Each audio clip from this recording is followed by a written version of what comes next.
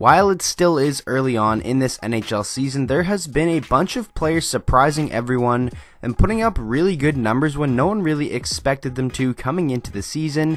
And in today's video, yes, while it still is early, I'm going to be talking about 5 NHL players who have been surprising everyone so far. Starting off the video with Thomas Chabot of the Ottawa Senators. Now, when they traded Erik Karlsson, I'm pretty sure everyone knew that Thomas Chabot was going to be the #1 defenseman on this team. 25 points in 63 games last year was a pretty good total, but I don't really think anyone expected him to put up the numbers that he has been so far. And yes, it is only 7 games into the year, but it is still a very good sign, and the team is doing well, and I think that's huge part to Thomas Chabot playing so well. And obviously they do have a lot of other guys playing well, but to me, Thomas Chabot has been the best player on that team. 9 points in 7 games, a 4-2-1 record for the Ottawa Senators. I don't think this is something that is going to be sustained. I think Ottawa will kind of fall out of the playoffs and still finish towards the bottom half of the league. But Thomas Chabot, I definitely think he can keep it up and be a guy who puts up 45 to 50 points on the blue line. He is 2 points over a point per game. I don't think that's going to keep up. I definitely don't see him being a player who puts up like 83 points. But nonetheless, a very good sign for the Ottawa Senators as their young #1 defenseman is living up to what you really wanted him to be.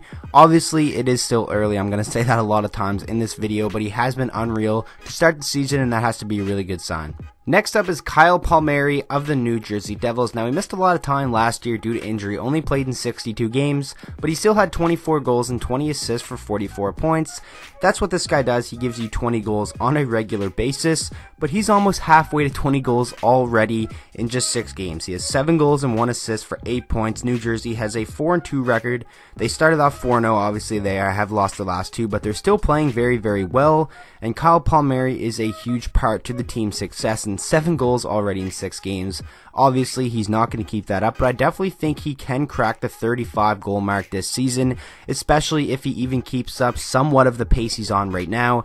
8 points in 6 games, he's been unreal, and obviously New Jersey has guys like Nico Hischier and Taylor Hall still, and I think this could be a scary team and be one of the dark horses to maybe finish at the top of the Metropolitan Division. Obviously, most people's favorite is obviously the Washington Capitals and the Pittsburgh Penguins, but Kyle Palmieri and the New Jersey Devils have gotten off to a really hot start, cooled down a little bit here in the past couple of days, but I definitely think that Kyle Palmieri can somewhat keep up this pace. Obviously not a goal per game, but definitely be a 30 goal scorer, and New Jersey be a very, very solid team, once again making the playoffs when I think a lot of people kind of expected them to regress, but I definitely don't see that because a lot of their young talent is getting better. And yes, you could argue Taylor Hall isn't going to have the season he had last year, but he still is a superstar player, and when you get supporting help like from guys like Kyle Palmieri and Nico Hischier, I think the team is going to be just fine.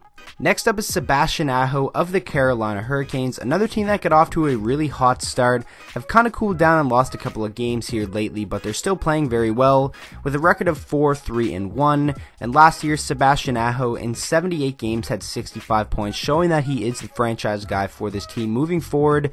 And coming into the year, I kind of expected him to have around 60 to 70 points again. I never really expected him to get past anything like that, but in 8 games played so far, he has 4 goals and 9 assists for 13 points, and he's playing very, very well in that #1 center position. And yes, he still has guys like Andrei Svechnikov, and then Michael Furlan, the new acquisition, has been playing very well. Martin Necas has been sent down, but I definitely think he's going to be a huge part to this team moving forward, and then they still have that young defense core.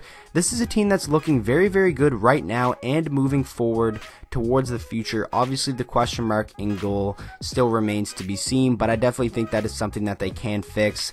And like I said, this is a team that can be competing for a playoff spot this year and still have a lot of pieces that are going to make them just get even better in the next couple of seasons. And having a franchise centerpiece like Sebastian Aho is a very, very good thing for a team like Carolina. And, you know, I didn't really believe in him all that much to be a guy who can put up 80 to 90 points. But what he's been showing so far, I definitely think he is going to be a player who can be a point per game and be the best player on this Carolina Hurricanes team.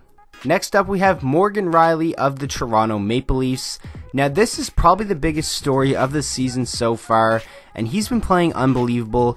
2017-18 stats, 76 games played, 6 goals, 46 assists for 52 points. Kind of an underrated season last year as he did break the 50-point mark, but he's been a monster so far for the Toronto Maple Leafs. In 9 games, he has 4 goals and 10 assists for 14 points. And if he does keep up this pace, which I definitely don't see happening, he will obviously be in contention for a Norris Trophy. And if Austin Matthews keeps up his pace, he can definitely be in contention for the Hart, the Art Ross, the Maurice Richard, all of the above. The Toronto Maple Leafs offense is firing on all cylinders. Yes, the 2-game losing streak has had them cool down a little bit, but Morgan Rielly has still looked like a beast so far, and he's a guy I don't see keeping up this pace, not over a point per game, but 70 to 75 points, I definitely could see this happening this year just because how good that power play is, and Morgan Rielly is the one defenseman on that power play.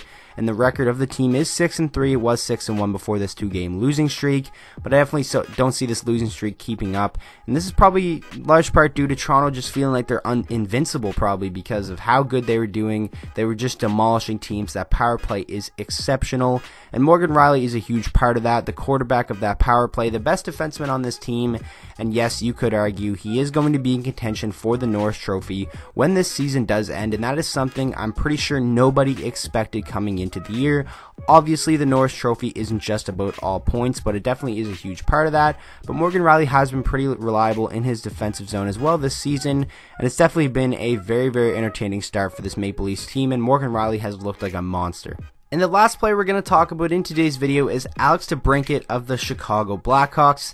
Now, just to clarify, this list isn't like random nobodies that are surprising everyone. It's kind of players that were good last season but are taking that next step and really becoming superstars in the NHL.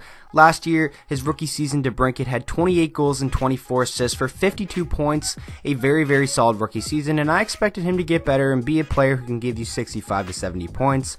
But in 7 games so far, he has 7 goals and 4 assists for 11 points, and Chicago has a record of 4-1-2, looking very, very good. Obviously, Jonathan Toews has been fantastic. Henry Jokiharju has been fantastic. Just a lot of players on this team playing well, but to me, Alex DeBrincat has been the most impressive, on pace for 82 goals.